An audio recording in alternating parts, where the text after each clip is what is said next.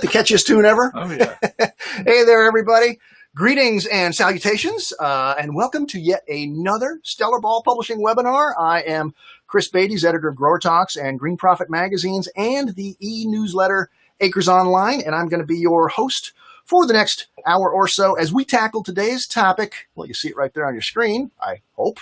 Measuring light in the greenhouse. Why? What? When? How? You know, other than water, light is probably one of the most essential element for growing plants, and yet we don't spend enough time talking about light. We spend all kinds of time talking about water. We measure pH and EC and overall water quality, but we don't do that with our light, as important as it is to our crops. And I think this webinar is going to help change that, giving you the tools to measure light as accurately as you do your water. Now, I said why, what, when, and how. The one thing I didn't say is who. And as we know, we've established long ago, I am never the expert on a topic. Thankfully, I know who the experts are. And we've got two of them today. And hopefully you see them live on your screen. I'm going to pop up slides showing their names. Our first expert is sitting right next to me here. He is Jason Grimmett. Am I pronouncing that right? Yeah. Not Grimmett. Grimmett. He's the key account manager, horticulture LED, for Signify, which is the division, the brand formerly known as Philips. Correct. Welcome to the Palatial Ball Publishing Studios, my friend. Well, thank you. And thank you for not laughing when I said palatial. And here's an interesting little factoid here. Jason is a fellow lefty. Yeah. So yes, your screen, your image is not backwards. We're both left-handed. I love that. And reporting remotely is Mr. Dave Johnson, Senior Product Manager for LiCor Biosciences. Let me get his picture up there so you can see his title. Here we go. There's Dave. Dave, welcome aboard. Thank you. Thank you for having me. It's great to have you here. Now broadcasting remotely. Where from remotely? I am actually in Lincoln, Nebraska, right in the Midwest. Right where they invented Lincoln Logs. One of my favorites. Something like that. Yes. And what does LiCor Biosciences do? Why are you joining us today? So LiCor started about 45 years ago, and our first product was actually a light sensor, and it was to measure the light that plants use for photosynthesis. And since then, we've been growing and developing instruments to help researchers and people that are interested in climate change and measuring plant physiology, all different aspects. So, very cool. And you'll have a spot towards the end of the session where you're going to be talking all about the tools for measuring light. That'll be pretty fascinating. Now, you know me, I'm editor of Grower Talks. Now, a couple of quick housekeeping things. First off, if you're having any challenges, we have Daniel, who is a workcast producer and assistant for me today. He's standing by. If any of you have any audio or visual problems, there's an area you can click down below to ask for help. Do so, and Daniel will make sure you get hooked up. If you have questions as we go along, there's a question area. I think you can open up on the right-hand side of your screen, type them in, and we'll either get to them as we go along if they're pertinent with the topic we're dealing with, or we'll save them for the end. We've got a Q&A period at the end, and if all else fails, we don't get to your questions, we will be providing the email addresses of these guys, and they answer them 24/7. They've assured me of that. And if you either have to leave the webinar early or you want to watch it again or share it with colleagues, it will be archived as soon as I can manage after it's done at the same place you signed up, growertalks.com/webinar. So that said, I think we're set to go. Yes. Jason, you all ready? Yes. All right, I'm handing over the controls to you. There's the buttons right there. Take it away. So this first portion, we're going to get into measuring light in the greenhouse. So we're going to go through a little bit of the basics. I'm sure if you've watched any of these webinars with Dr. Abay and Chris, you've seen some of these slides before, but it's always a good refresher. Why measure light? You can't improve what you don't measure. Majority of greenhouses, you're out there measuring your fertilizers, you're measuring your temperatures in your greenhouse, measuring all other aspects, but a lot of times growers don't think about to measure light. In a greenhouse, they think, hey, I'm getting plenty of sun. Why should I need to measure light? It's kind of what the purpose of a greenhouse is. So that's what we're going to kind of talk about today, just to kind of review what we're doing. So, and measuring light. In the past, sure, many of you have seen foot candles. It's what they used back in the 70s and 80s, I believe. I think I used them in my greenhouses. I'm loath to admit that. Poinsettia growers still use a lot of foot candle measurements, but it's a unit measurement that basically 1 foot away from a candle, how much light a person sees. And then there's watts. I was at a trade show this week, and several growers came up to me and were asking how many watts our LED lights were. And I couldn't comprehend what they were trying to get at with asking. You were thinking voltage, amperage, yes, things like that, right? So that's basically what it is. It's a unit of power or work. And then lumens. Lumens, we have a saying sometimes where we say lumens are for humans. That's what the human eye actually sees. So lumens, not always the best measurement to use for plant material. Joules is radiant energy arriving at the surface per unit area. A little more in depth of a measurement, but what we really want to focus on is moles, is measure of par photons per day, and micromoles. And that's a measurement of par photons per second. So that is what we're gearing towards for the agriculture industry, plant life. We're going to focus on moles and micromoles through the majority, or for the rest of this segment. So growers should expunge those other terms from their vocabulary. Correct. All right, no more foot candles for me. Just the word candle in it should tell you how out of date it is. Old. Yeah. So this is a basic graph of what is light, the visible light, and what we're going to focus on today. Just kind of shows you the different colors using the light radiation. So basically, we're measuring 380 nanometers to 780 nanometers. A lot of times we'll go with a more visual between 400 and 700 nanometers is what we'll focus on with the meters that Dave is going to be talking about a little bit later. So PAR is photosynthetic active radiation falling between the 400 and 700 nanometer range, like I just said. And you can see here, this is kind of a graph. I think it was taken about 12 noon of what the sunlight was in this particular area. It does change throughout the day, but you can see the PAR area between 400 and 700, and you see a little blip over there in the blue, and then another one over in the red. Wrong one. So as I was saying earlier, human eye, we mostly focus on the green light, white light is what we call it. Our eyes actually absorb those areas of light easier than what basically a plant does. And you can see the green plant graph on the next side, or the next graph is they look at light a lot different than what our eye actually looks at light. So with LEDs, we kind of focus in on the blue and the red because that's where we drive most of the photosynthesis in the plant. So the blue is actually creates compactness in the plant, stoma activity and pigmentation, and the deep red and far red causes elongation, flowering, and germination in a plant. That's why you see pink hue a lot of times in a LED install in a greenhouse. These are just a few of the terms that we'll be using a little bit later on. A photon is a particle of light, PAR, photosynthetic active radiation between 400 and 700 nanometers. A mole, measured of photons per day. Micromole, again, a measurement of photons per second. And then DLI is the daily light integral, recommended amount of PAR photons received each day by plant. Not interval, but integral. Yes. I've always got to make sure I get that one correct. So this is some maps that I believe Jim Faust did these.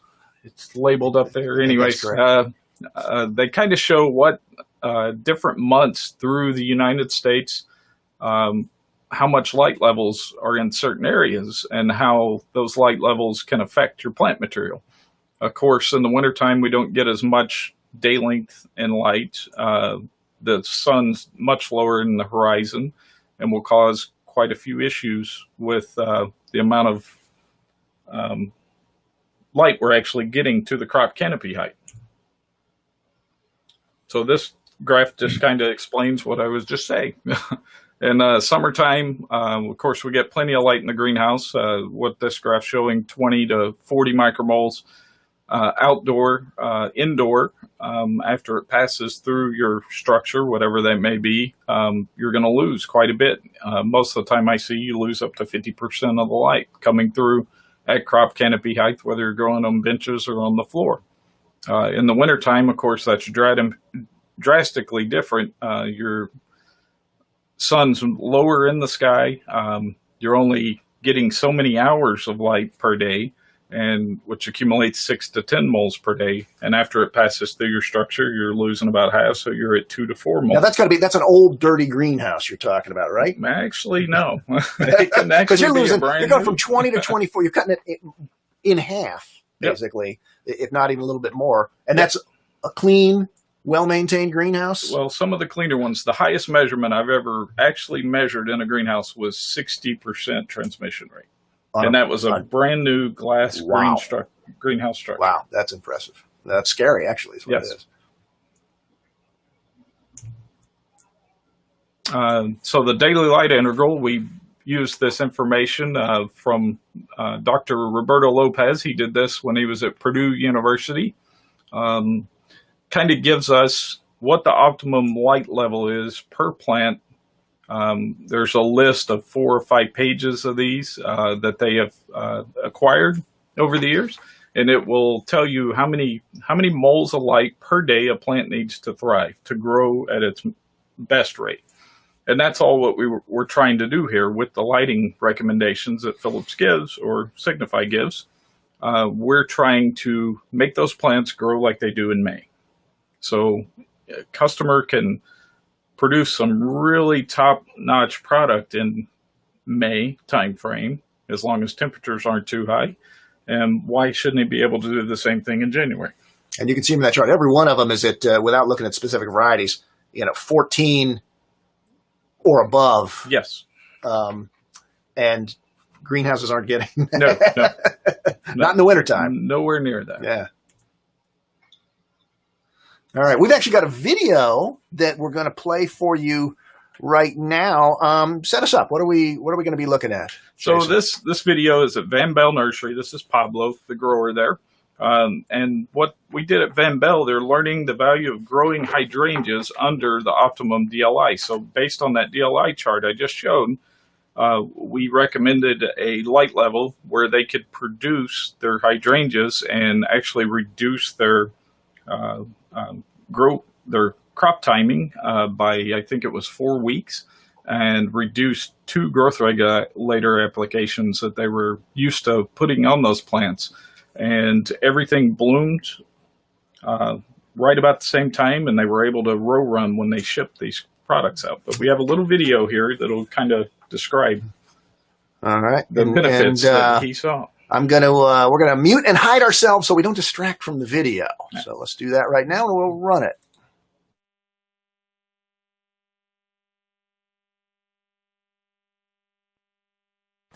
My name is Pablo Costa.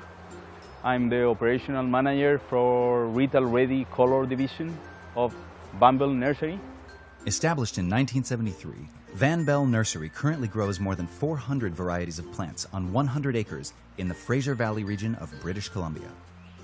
In 2018, Van Bell Nursery was awarded 2 Grower of the Year awards by the International Association of Horticultural Producers, a Gold Award for young plants and a Silver Award for finished plants.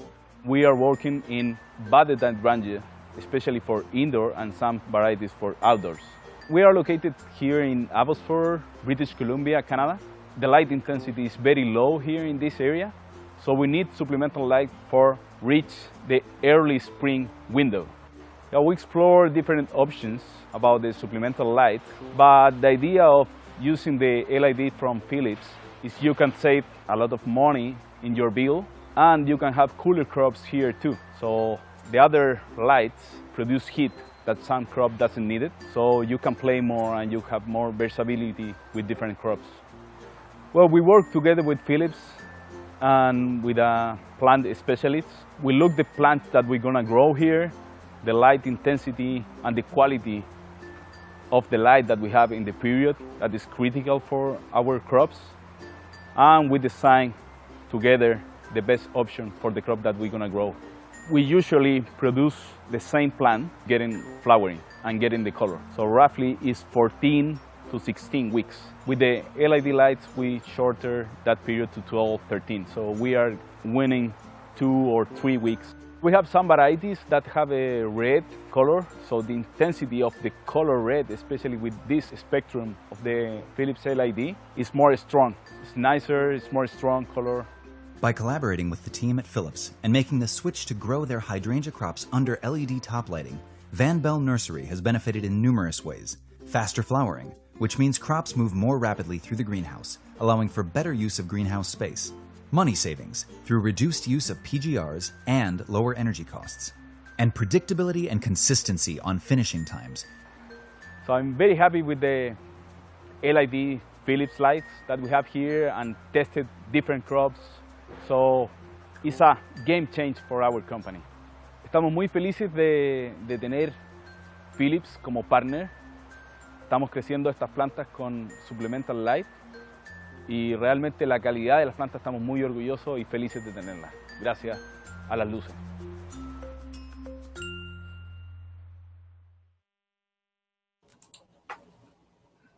And we're back.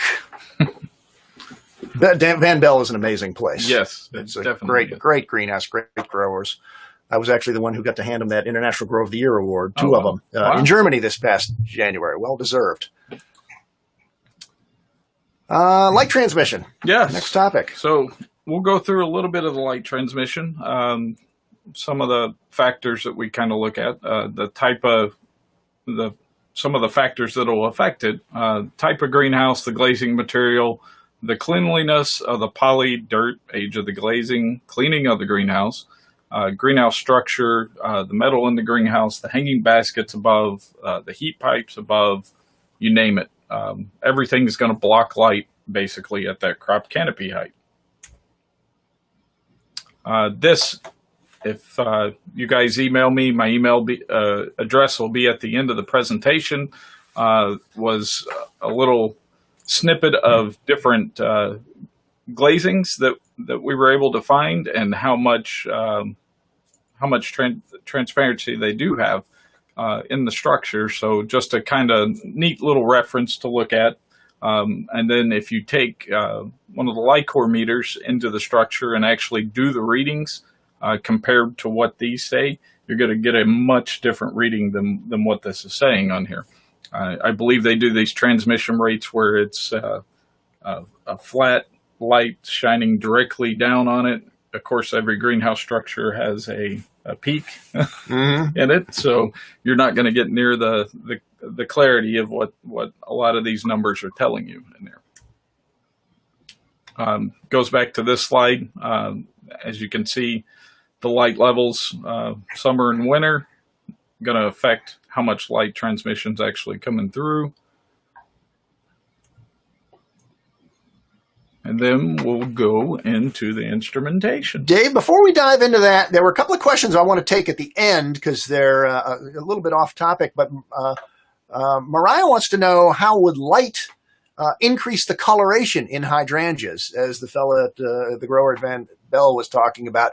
She says, I thought this was pH dependent. And that is a point. I know pH is going to change it from blue to red, but I would think pink versus dark pink. Is that a pH thing or a light thing? Well, what we're thinking in the hydrangeas is some of the blue light is driving some of the anthocyanin in that plant and actually making the colorations a little darker and richer than what they're used to seeing. Now, we did a test between high pressure sodium at that Van Bell facility, natural light, and also the LED lights. Same fertilizer regime, same pH. We were focusing on that. But just the color just seemed a little darker, richer You put them side by side. You can the average person could see the difference. Yes. It wasn't just real subtle. Of course, they won't. Blue LEDs will not turn your hydrangeas blue. No. We can take care of that one right now. Your pH will adjust. That's what you need the pH for. But better color. And so would that probably apply to maybe any annual perennial, any blooming plant? You think it could. It could. We're not going to go there yet, but Van Bell says so. Yeah. Okay. All right, Dave, this is your section. Take her away, my friend. All right, thanks a lot. I want to probably reiterate a little bit about what both Jason and Chris were talking about here, and the importance of light, not just the water and the moisture you're providing or the fertilizer, but making sure you have accurate measurements of the light you're using. Jason showed a slide similar to this, and just to come back to talk about that, we're talking about the photosynthetically active radiation and how the sun pretty much provides a nice perfect curve of the light you want to use. But as people get into greenhouses and growth chambers, they're looking to supplement that light. And so what we're looking at is to make sure we're measuring all the photons that exist between 400 and 700 nanometers here. And the unit that we typically measure is photon flux density, so ppfd. And as Jason mentioned earlier, we're looking at micromoles of photons over a square meter every second. So that's kind of the concept that we're looking to do. Now, an ideal sensor to make these kinds of measurements will have cutoffs at these wavelengths, because we don't really want to measure any light below 400, and we don't want to measure any light above 700. We want to just measure the light that the plants are going to use for photosynthesis. So that's an important aspect. Similarly, an ideal sensor will be able to measure the correct intensity no matter if the lights are in the red range, in the blue range, a mixture of red and blue, a mixture of artificial and sunlight, supplemental. So you want to make sure that you get an accurate response to your sensor, to the light, across that whole range. Now, there are several sensors for measuring light, and Jason talked a little bit about this. Some people think about watts and watts per meter squared. A pyranometer is a sensor that measures global solar radiation. So this is common for people in the solar industry, for example. Now, if you look at this chart, remember plants want to use the light between 400 and 700, and I've drawn that red box there. What you can see is this sensor is measuring light way beyond that, over to about 1100 nanometers. So this isn't the sensor you want to use for measuring photosynthetic activity. This next chart is what Jason talked about, is kind of measuring the lumens, or also lux. This is a photometric sensor. So a lot of times people have asked, can I use this type of sensor in a greenhouse? And I use it for photography because it's measuring light. Of course, it's what the human eye sees. But you can see that it focuses in on the middle range where a lot of the green light is. Now, for photosynthesis, you want to have a sensor that can read really well in the blue range, which is closer to the 400, and also the red range, which is closer to the 700. And this sensor does exactly the opposite of what you're looking to do. So that leads us to this third sensor type, which is called a quantum sensor. Interchangeably, you can use a PAR sensor, but what it's doing, it's measuring that exact range in units of micromoles per meter squared per second. Now, the things to look at is you can see the green, the reading from the sensor, and you can see that really cleanly fits between the 400 and 700 where you're looking to measure. And then across the top, you're getting a nice broad equal sensitivity regardless of that light source. Now, here's just a picture I have of a typical light sensor you might use for something like this. There's several manufacturers that make quantum or PAR sensors. They do it with a variety of housings, but also they use different components inside. And all of these are really important for the accuracy of the measurement. And You want to try to get this measurement as accurate as you can because it's going to affect the amount of energy you're using, and also can really affect if you're protecting the crops and your vegetation in the right way. Just some things to point out. On the right-hand side, this is a cross-section of a typical sensor. At the top, you'll see an eye, which is like a diffuser where the light enters into the sensor. And about a third of the way down, you'll see a filter. So this filter is really important. That's what puts the cutoff ranges at 400 and 700. Just below that, you see a photodiode. Now this is the detector that's measuring the light, and that creates an output of a current. And then that's being used to actually tell you what your light level is in the PAR range. Now, it's important to also think about the geometry of the sensor. As you look at different PAR sensors or quantum sensors, you'll see they come in different sizes and different shapes. This takes care of something that's called the cosine correction. You may see that on different specifications and when you think about using your sensor. Now, obviously, if the sun is coming straight down on your sensor, you're going to have a very accurate measurement of what the light is at that time. This goes for not just the sun, but also the artificial lights. Now, as Jason pointed out, of course, the sun is rotating across the sky. It's coming in at different angles. And you can see that if you don't have a very good quality sensor, the sunlight can come down at an angle and bounce off the eye of the sensor. And if you do that, you're not going to get a very good accurate measurement of light. So what we've done in this particular sensor is it's engineered so that when the light comes in at different angles, whether it's the sun or artificial lighting or LEDs, that it's still going to make an accurate measurement of that light.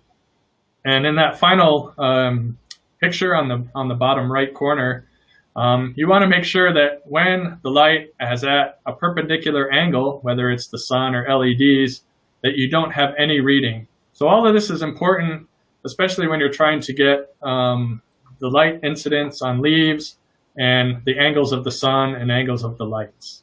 And I think Jason will talk a little bit more about this as well as we talk about the right way to make measurements in the greenhouses. So I'm going to talk about three different varieties or levels of the quantum sensors that measure PAR. So there's an entry level that we talk out. Now this is a sensor that does not have a filter. Okay, it just has some kind of a detector that's measuring sunlight. Now these sensors, some people make them homemade, some companies make them, and they're very low cost. And you can go ahead and put these in. And they make a pretty good measurement of, say, the daylight and the sunlight. But because you can see the chart on the right, that between 400 and 700, you could have some issues with the light. Now, for example, if there's any light below 400 nanometers, remember, we're not interested in that. But if you have a sensor that doesn't have that cutoff, I'm going to get some kind of a reading for light, and it's going to give me misinformation, and I don't want that. And so you could have some errors depending on the light. If you're using LEDs or halogen or different things, the errors could be up to high as 20 or 30%. So I'm going to show a little bit of a detailed view of kind of how this works as far as looking at a particular LED. So on this chart here, we're again looking at the bottom. I have a red LED at about 638 nanometers. So this is a popular LED that's used for photosynthesis and a lot of artificial lighting, especially as people move in this direction. Now what you can see up above, this particular sensor overestimates at this particular range. So what is that going to do? I have a sensor that's calibrated to measure light, and I expose it to this red LED, and it's going to give me a reading higher than what it really is for PAR. And as a user or in a greenhouse, that could lead me to do some things that I shouldn't do. So for example, I'm thinking my vegetation is exposed to too much light, and I'm going to dim the light. Or perhaps I'm going to raise it and put it higher. Now really, I'm not giving the plant the light that it needs to grow and be most productive.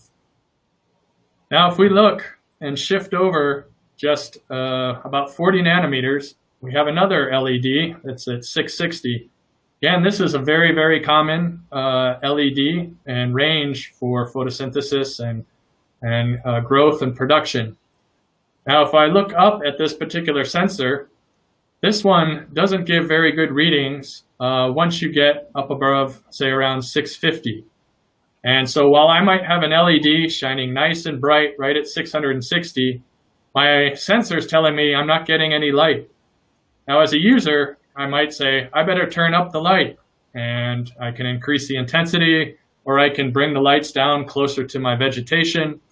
But now I'm wasting energy, I'm providing more light than it's needed, and potentially I could damage the vegetation because I'm bringing down whatever light source that is closer to the crops or the vegetation. Okay, now we're shifting to what we call the mid-level sensor.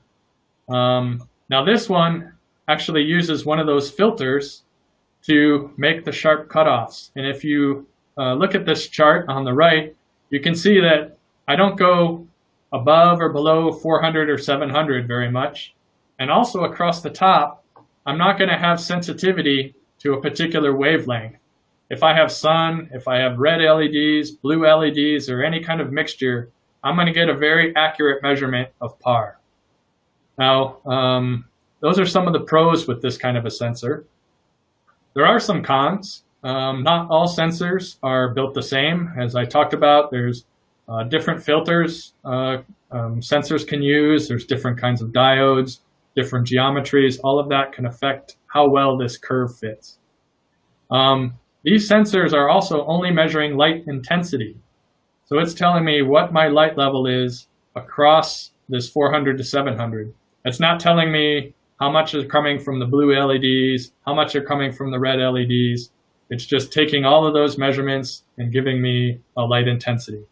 And for a lot of cases, that could be all you need. Now, these sensors are slightly higher cost than the entry-level ones because of the engineering and the components inside, but not by very much. You're talking maybe 25% more, something like that. And the investment for what you're putting into your greenhouse and your lighting and your growth is really a very small investment. And it gives you a lot of very valuable information to make sure you're growing everything in the best possible way. Now this is kind of the top level sensor. This is called a spectrometer. Now a spectrometer brings in all the light and filters it. And now you can measure light at specific waveband levels. Okay, so not only are we getting the measurement of PAR, but I'm getting a breakdown of the light source. So I can see the light intensity of all the blue colors, the red colors, the green colors. Now when I bring in supplemental lighting and have a bunch of LEDs, and maybe I'm trying to grow lettuce or trying to grow tomatoes or trying to grow flowers, what I can do is I want to make sure that my light source is providing the right proportion of red, blue, and green so that I have the most productive crops, so that things can grow faster, can use less water, or more resistant to insects. There's all kinds of things you can do with this information. So this is kind of the upper level sensor. A lot of these, some of these are portable, so you can bring them in the greenhouse and you're clicking buttons and making measurements and seeing displays of your light right there on the instrument itself. Now, some of the cons with a device like this is these are a slightly higher price, maybe double the cost of or triple the cost of a simple quantum sensor. Again, you're getting a lot more information. Some manufacturers that make these, the instruments might not be portable. They might require attaching it to a computer, and that's a little bit cumbersome to bring around, especially when you're moving around a greenhouse and making measurements. And the results might not necessarily be in real time. Perhaps you have a sensor like this that's just collecting data 24/7, and you have to go look at the results and do that kind of work with it. So that's just an overview. Again, the importance of the light, the sensor that you want to look at with light and intensity are quantum sensors. And these are just the 3 different levels here. And I'll Dave, turn things back over. can you give us a rough idea of the cost, low, mid to high? Yeah, sure.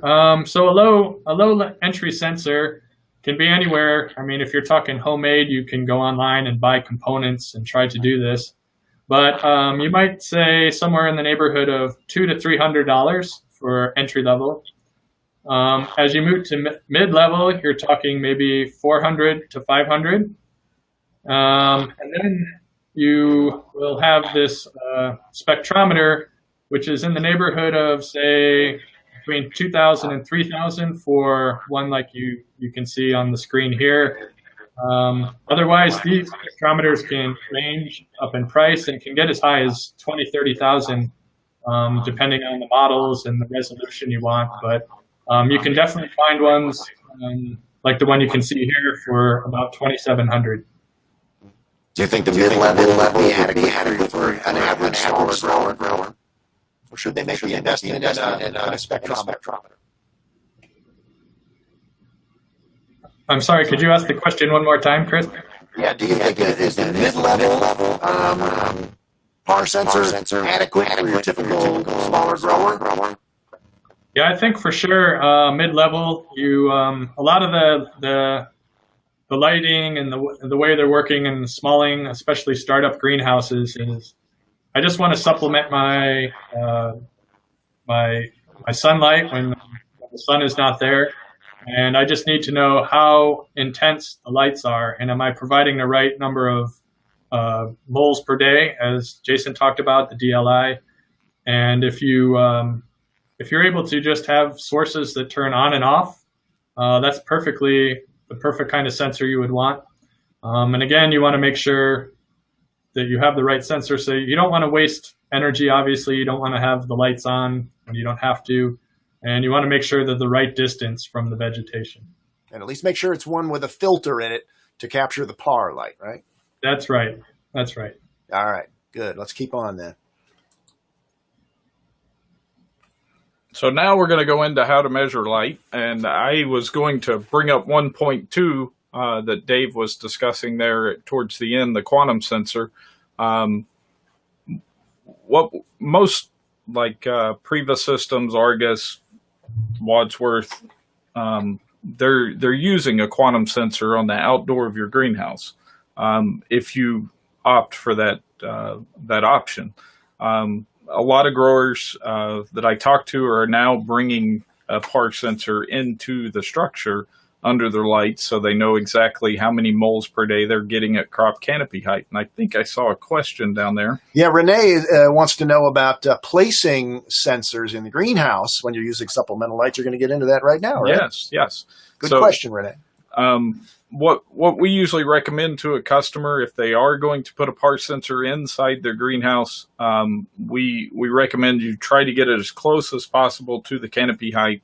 Of course, it's going to be easier to mount it next to a pole, but you got to make sure that that pole is not going to shadow any of the supplemental light that you have in there or the sunlight as well. Maybe coming up out of a center of a bench somewhere, right at crop level. Yes. Would you move it as the crop changes or grows? A lot of people do actually move them. To really be accurate. What is the top of the canopy getting? Correct. Yeah. And if you're growing a taller crop or it grows much higher in stature as you're moving forward, they do raise their sensors up just to see what output they are getting at the crop canopy height. But at least keep it as close as you can Yes. if you don't want to take time to move. And we've also seen people where they will put one at top of the canopy, but also below the canopy, for example, and that will help with knowing how much light is coming down to the lower level leaves.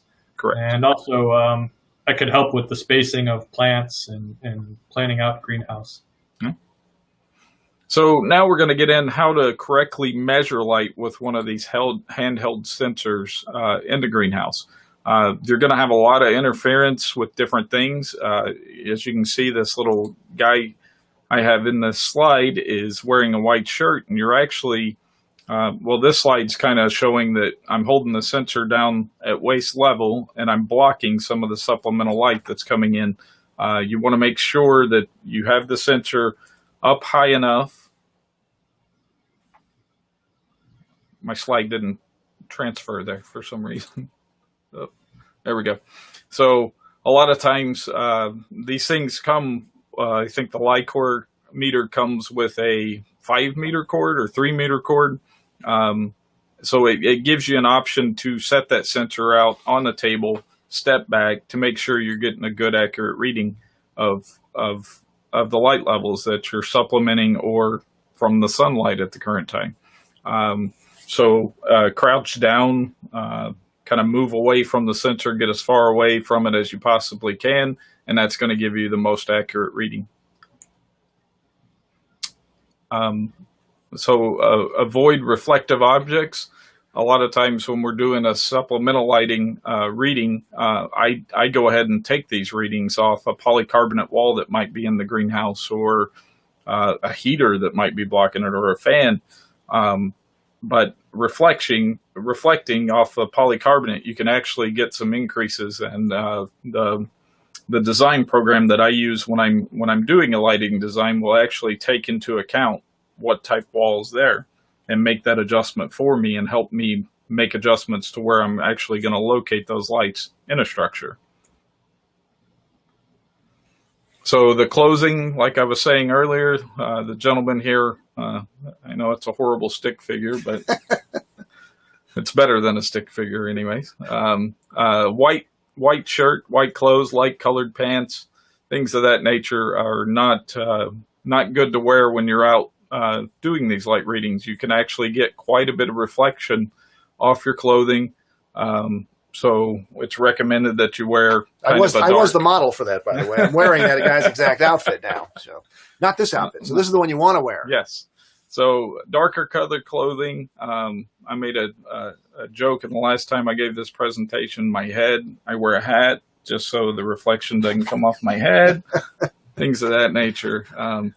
But you just want to make sure that you have darker clothing. Step away from the center as far as possible. To get a good, accurate reading on what you're doing. And this goes to that question I just answered. The measuring of the light at the plant level, you want to get it as close to where your crop canopy height is going to be, because that's where a majority of the light's going to be. And as Dave suggested, sometimes if you're growing some larger plants, how much light penetration you're getting into the leaves. Some growers use these handheld sensors to help determine how much light they are getting into the lower canopy of the plants. Another thing to discuss, Jason, is I know a lot of the light sensors also come with a mounting and leveling device. Oh, yes. And that's really useful because, it's quite sensitive if you're pointing the sensor in, off center. And so having it a mounting or even a level just to let you know that I'm measuring exactly the light coming on the plane. Not necessarily that that's all you want to measure, but it gives you a very good indication, make sure what light's hitting the top level. Yes, I use a leveling device and make sure it is level when I'm doing a reading, and then I've also incorporated a selfie stick. I never thought I would own a selfie stick, but you can mount the meter and the leveling device directly to it and get it out away from you to get good readings, especially if you're in a greenhouse with tables and can't really reach over 5 feet. It seems to me it would be very hard to hold it perfectly level if you're so critical you've got a bubble level of some form. Once you get it out there, you can lay it down and you can actually see the bubble level and see where the location is. It works out very well. When I'm doing a light reading in a structure, this kind of gives you an example of measuring fields. I'll pick an area. Usually I'll take a reading every foot within that area, and I might do a 10-foot section and take an average on to make sure that the supplemental light that I've added to that structure is actually going to be uniform throughout that crop lighting. If I ever did a light install that's not ideal to a customer, that grower, for one, is going to be angry with me because his plants are going to grow different in different areas of that structure. So that's very important when you're getting a lighting design from one of these lighting companies, that the uniformity has got to be as accurate and as even as possible throughout that whole structure. Again, lighting designs, we use the DLI chart. That's our recommendations come from, we have plant physiologists on staff. He comes in, makes a recommendation for what crops are being grown. We look at the area of where the greenhouse is, anything that could be blocking the sun, whether it be trees maybe around the structure, whatever it could be. And then we try to get as close to that DLI as humanly possible for that customer so we can make those plants produce like they do in May. And we can speed up crop timings. As Dave brought up, healthier plant, you got less disease pressure, less insect pressure, just makes for a much happier crop. You getting that question there? Did Yeah, I just I'm looking scroll at it. too? When is the best time to measure light in our greenhouse? That's from John. All right. Well, John, the Daytime. We'll daytime, start there. Daytime. No. High noon? High noon is going to give you the most accurate reading on the transparency of your structure. Now, if I'm doing a supplemental light measurement, it has to be completely dark. So I either go first thing in the morning before the sun rises or after the sun sets in the evening. So it depends on what you're measuring. Obviously, correct. we're measuring light. Your supplemental lighting. Yes, You don't want the additional sunlight. correct. What about averages throughout the day? Correct. And that's what the quantum sensor that hooks in with a Priva, Argus system, or anything like that is going to give you that. Now, I believe LiCor also makes a data tracker. Am I correct in saying that, Dave? Yeah, we actually don't make it anymore, but we have devices.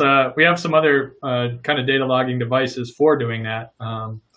That exact measurement, because you want to, it's almost like you want to be measuring all the time because, you got the sun moving across the sky, and depending on how complex your setup is, as Jason was talking, sometimes maybe you have lights that come on and off, or you have a data logging device where you can dim lights, turn on lights. And so you could opt to just make 1 or 2 measurements a day, or you can have a sensor that's measuring constantly.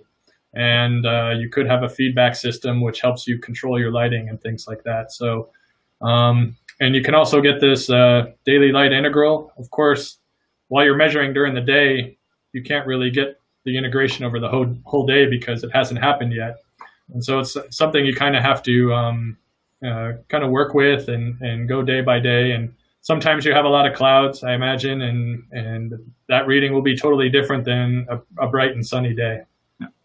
But one thing we do for growers so that if they don't have the money to invest in all this equipment that's needed, there are stations usually within 10 to 20 miles of a facility that will give you the reading in moles. It'll convert it over to moles for you and will tell you how much outdoor light you are getting.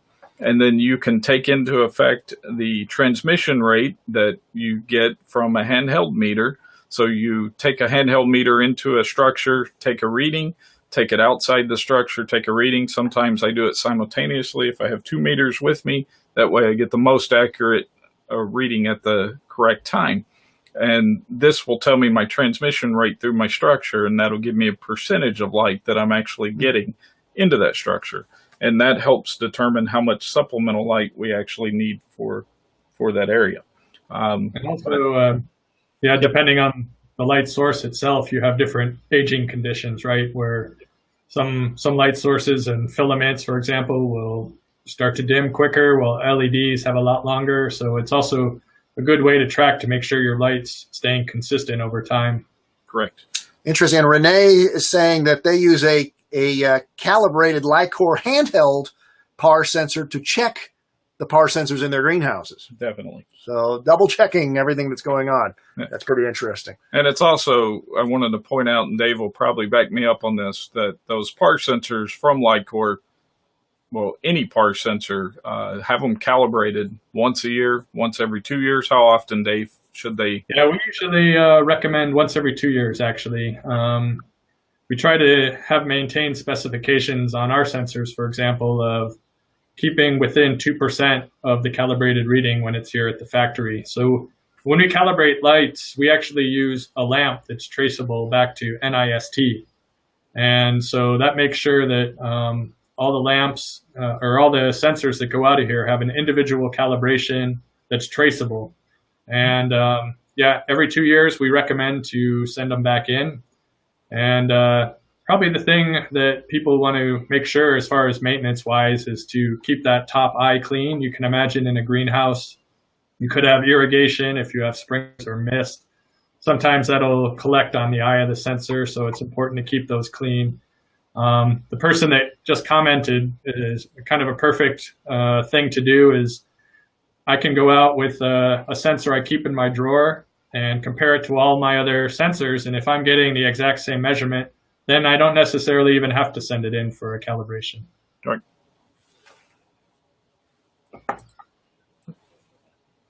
So measuring tips and guidelines, whenever you do take a light reading, you want it to be reproducible, consistent, proper positioning of the sensor, avoid interference, whether it be the clothing, a person, a pole, whatever it may be, and avoid reflective items in the greenhouse like polycarbonate wall, things of that nature.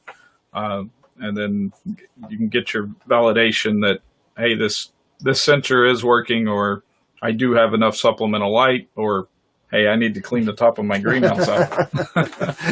But you'd be surprised at how many structures, you go into a brand new structure, take a light reading, I'm getting a 60% transmission rate. You come back the next year, they haven't cleaned the top of that structure off, and it's dropped down to 55 to 50% transmission. Over in Europe, we see those cleaners on top of greenhouses. They have an automatic cleaner that runs it. I have yet to see a structure in the U.S. I may be wrong, and maybe somebody's on this webinar, but I've yet to see anybody clean the outside of their structure. When you see the percentage loss, Yep. even on a clean greenhouse, Yep. at a modern greenhouse, it's really amazing. I think probably the one thing I've take away from all these lighting and LED webinars that I've done with Signify over the years is what your eye sees is not what the plant sees. Exactly. That's the biggest thing that we've had to learn. And the parking lot lights that we were hanging in there are not providing what the plant needs. And LEDs have really opened up that world to us. Am I correct there? Yes, you are very correct. Yeah. So kind of getting towards the end here, you can't improve what you don't measure. So with supplemental lighting, we're able to shorten production times, improve yields, improve survivability of, say, plug material, and better quality. All right. Well, let's see. I think my next slide is the one that says questions. Yeah. And we do have a few. We've tackled a few as we've come along here. You've shown the daily light integral charts. Right. We've had a couple of questions asking about edibles. Yes. There is. Where would you access that information? That's actually tied in directly with that chart that I was showing. You can go to, or what I usually do is just Google Dr. Roberto Lopez and Purdue DLI charts, and it usually pulls up the 4 or 5 pages of information. But it usually has tomato, strawberry, lettuce, different crops already in that. Have they done enough research so it's pretty all-encompassing? Yes, I believe last time I talked to Roberto, he was talking about maybe redoing this chart in the future. I know he was going after some grant money, so he might be able to do it at Michigan State this year. So I think what they're really going to focus on is that high level. I believe they stopped in that DLI chart at about 30 moles per day. And now they're wanting to see what the high levels of those crops. And this technology is really changing the research that's being done. Yes. There's so many researchers now working specifically with LEDs Oh, yes. and light integrals, things like that. Actually, Susan, Dr. Susan from University of Massachusetts, where my dad actually taught at one time years ago, she commented that Lopez has, this is going back to the hydrangeas being redder under LEDs. Lopez has shown that increasing daily light integral increases anthocyanins in many crops, including microgreens and red leaf lettuce. And we've heard that same anecdotal information about lettuce being more red under LEDs. So there's something behind it. It's not just not your eyes playing tricks or anything like that. Let's see. Which ones do you want to tackle here? Far red and near red. Nasir from, let's see, he is a PhD student, wonders about sensors specifically for far infrared and near infrared. Yeah. I'm thinking that's what FIR and NIR mean, Dave. Yeah, there are definitely people interested in that. And I know trying out to expose light to even UV conditions, NIR, FIR. And there are sensors out there. LiCor does not have any sensors for doing those kinds of measurements, but there's definitely those types of sensors out there. And I know we've talked to a lot of researchers that keep asking us to make some for doing this, but I think, it depends on the research and what the goals are. And it's not so much maybe for the photosynthesis, but it's for other components of, say, the growth cycle. All right. Let's see. Other questions here. Well, I see that Nicholas Heiss on there is any charts on UV transmission and different coverings. Nick, if you when we get to my email me and I can send over that little chart, but I believe that came from one of the publications in our industry was where we took that reading, but I'll be happy to send that over to you. And it has everything from polycarbonate to glass to double poly to single poly, you name it. Kind of give you some of that information. All right. Leon wants to know, how do you know the optimal DLI for your crops? What if you don't have one of those charts? What if the researcher hasn't done it? Is there any way you can figure it out, or do you have to wait around for Roberto and company to publish it? Well, we do work with a lot of universities throughout the U.S. and some in Canada. And a lot of them are doing these type crops. Even here at Ball, we're doing a lot of research on different varieties this year. But majority of those, we can, if it's a crop that's not well known, we can definitely work with some of the universities to help figure out some of those DLI requirements for that plant. All right. Merlin has a question about light meter stations in my area. I don't know if that's maybe a place to buy a light meter. Where do you buy a good light meter, Dave?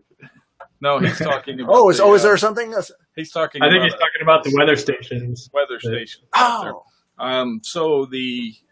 Oh, I see. That's actually capturing for your area. For the area, it's usually tied in with a weather station around.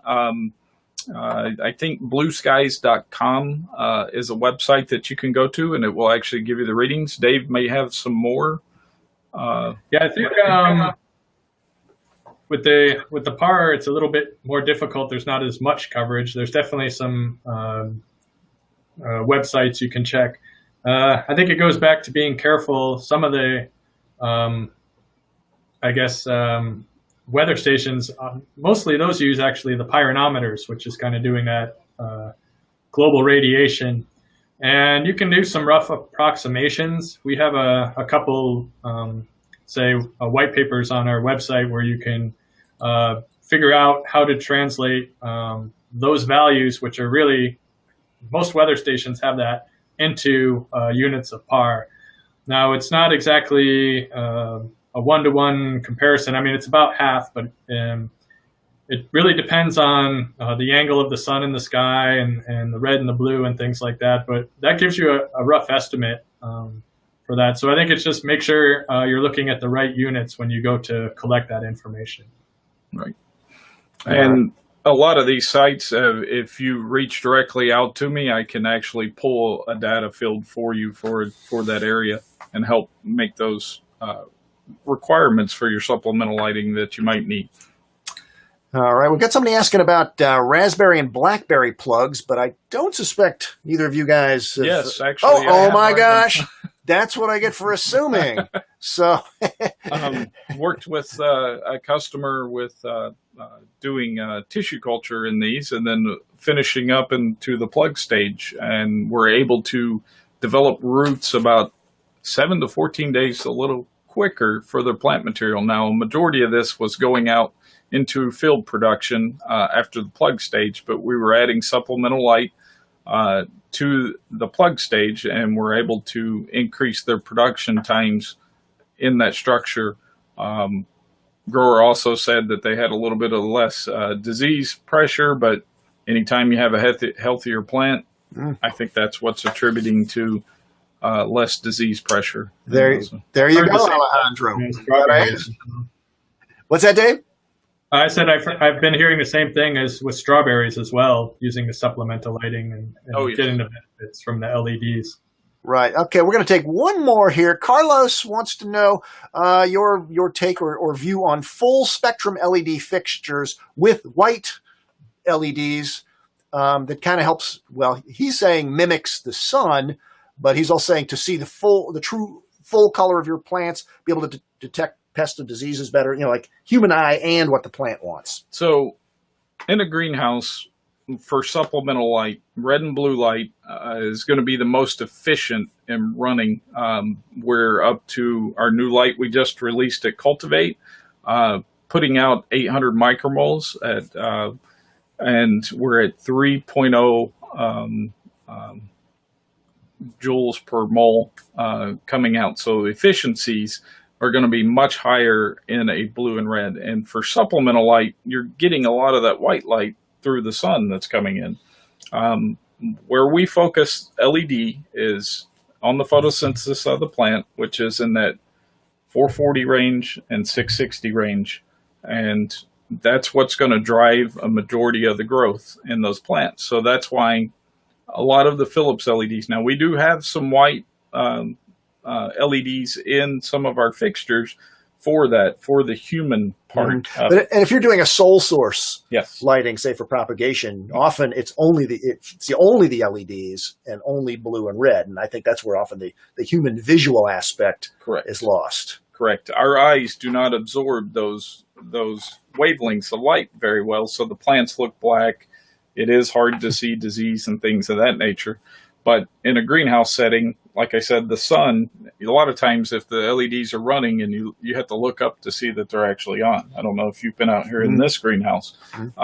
Sole source, I can actually produce, I think we have data in sole source lighting for producing a better crop with just the red and blue than anything with a white light in it. What if you had some incandescence or fluorescence on at the same time in a sole source setting, just for the human workers or pest inspectors? Does it impact the growth of the crop having those on? I can't see where it would. No. If you still have the LEDs running. It wouldn't impact the crop at all. It's just a little supplemental light for the human eye to take a look at. So probably better that than having the additional white LEDs, which aren't really white LEDs. Well, no, they still grow a nice plant. It's actually a blue LED with a white phosphorus coating on it, but it reflects to our eye as white light.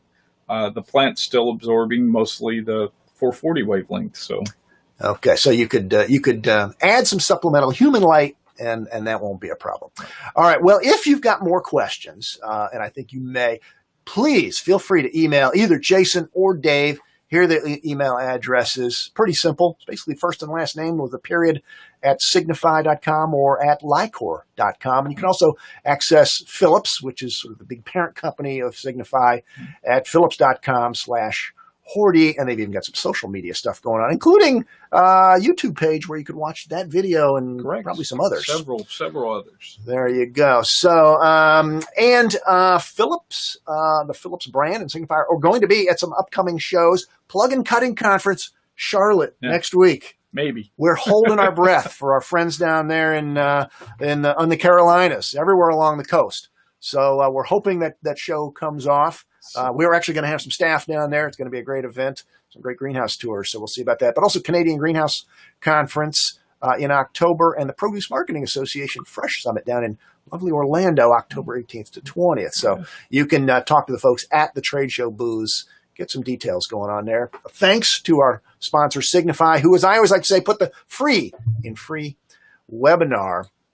And with that, Jason, it was great to have you here in the palatial studios where we're bumping elbows the whole time. And Dave, wonderful to have you there from Lincoln Log, Nebraska, for Jason and the folks at Signify, for Dave and his light measuring experts at LiCor, and all my colleagues at Ball Publishing who bring the sunshine into my life every single day. I am Chris Beatties saying so long, everybody.